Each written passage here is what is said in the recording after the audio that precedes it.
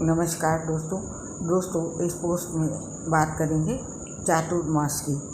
चातुर्मास का प्रारंभ देवशयनी एकादशी से शुरू होता है और देवशयनी एकादशी के दिन से भगवान विष्णु क्षीर सागर में 5 महीने की योग निद्रा में चले जाते हैं। आइए जानते हैं कब से प्रारंभ हो रहा है चातुर्मास और क्या है इसका महत्व। चातुर्मास का आरंभ 29 जून को देवशयनी एकादशी के दिन से माना जा रहा है। इसका समापन 23 नवंबर को होगा। चातुर्मास में कोई भी शुभ कार्य करने की मनाही होती है। मान्यता है इस वक्त भगवान विष्णु योग निद्रा में होते हैं, इसलिए उनके सोने पर कोई कार्य नहीं किया जाता। आइए जानते हैं चातुर्मास का महत्व और इस बार ये इतना खास क्यों है। पहले जानते हैं चातुर्मास का महत्व। चातुर्मास में भगवान शिव और उनके परिवार की पूजा करते हैं। चातुर्मास में ही भगवान भोलेनाथ का सबसे प्रिय माह सावन यानी श्रावण आता है। चातुर्मास देवताओं की रात्रि कहलाती है। इन 4 माह में श्री हरि समेत सभी देव योग निद्रा में होते हैं। चातुर्मास में तामसिक प्रवृत्तियाँ और शक्तियाँ बढ़ी हुई होती हैं, इसीलिए संयमित व्यवहार और ब्रह्मचार्य का पालन करते हैं। भगवान विष्णु के योग निद्रा में होने से विवाह, मुंडन, गृह प्रवेश जैसे मांगलिक कार्य नहीं किए जाते हैं। चातुर्मास में आप भगवान विष्णु की पूजा कर सकते हैं, उस पर कोई पाबंदी नहीं होती है। ये है चातुर्मास का महत्व। और अब जानते हैं ये इस बार इतना खास क्यों है। ज्योतिष के अनुसार इस साल का चातुर्मास कई मायनों में बहुत खास रहने वाला है, क्योंकि चातुर्मास की शुरुआत गुरुवार के दिन से हो रही है और इसकी समाप्ति भी गुरुवार के दिन ही होगी। गुरुवार भगवान विष्णु का प्रिय वार होता है। वहीं गुरुवार के दिन एकादशी तिथि का पढ़ना भी शुभ माना जा रहा है। साथ ही इस साल चातुर्मास में 44 सर्वार्थ सिद्धि योग, 5 पुष्य नक्षत्र और 9 अमृत सिद्धि जैसे शुभ योग का संयोग भी बन रहा है, जो कि कई मायने में खास होगा।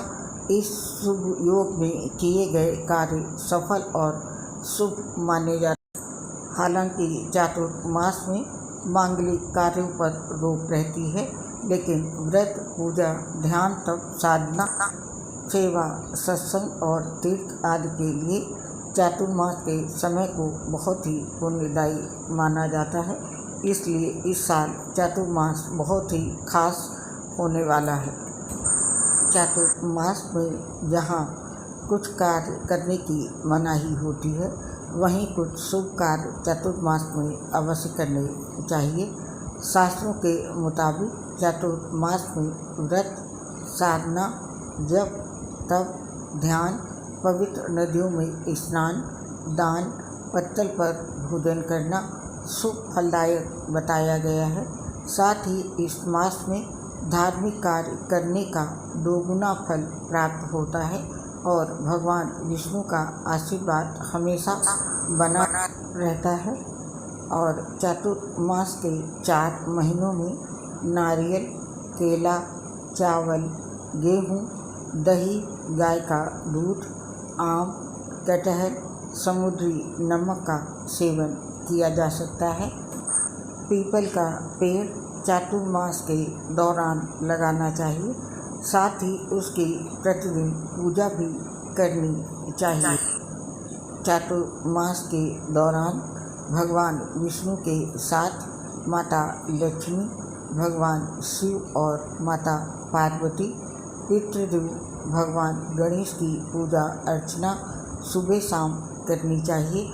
ऐसा करने से जीवन में सुख समृद्धि का वास रहता है। साथ ही सभी मनोरथ सिद्ध होते हैं। इस सब के साथ ही इस समय साधु संतों के साथ सत्संग करना मंगलदायक बताया गया है।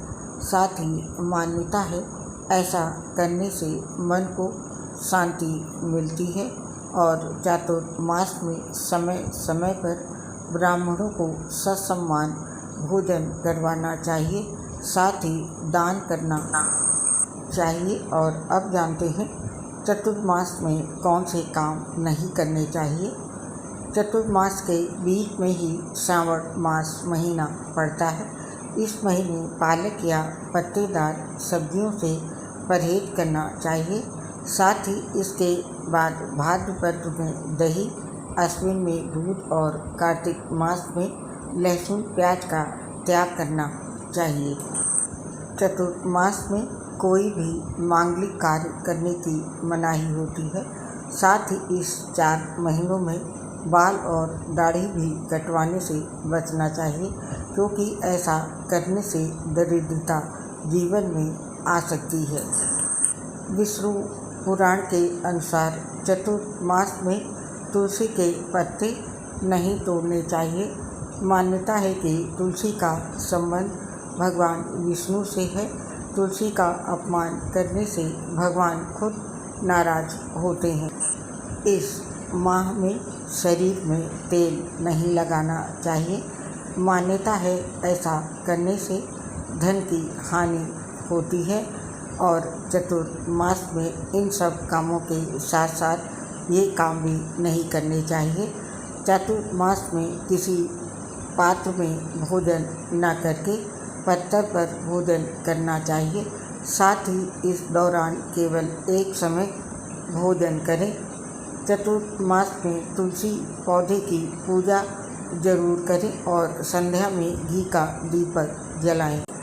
इसके साथ चतुर्मास के दौरान दूसरे लोगों से अन्न नहीं लेना चाहिए, लेकिन आप ज़रूरतमंदों को अन्न का दान कर सकते हैं। तो दोस्तों, ये थी जानकारी चतुर्मास 2023 की, कब आरंभ हो रहा है और क्या करें और क्या नहीं करना चाहिए। और आपसे इस पोस्ट से अब हम आज्ञा लेते हैं। आपसे शीघ्र मुलाकात होगी। तब तक के लिए आप सभी को मेरा प्यार भरा नमस्कार।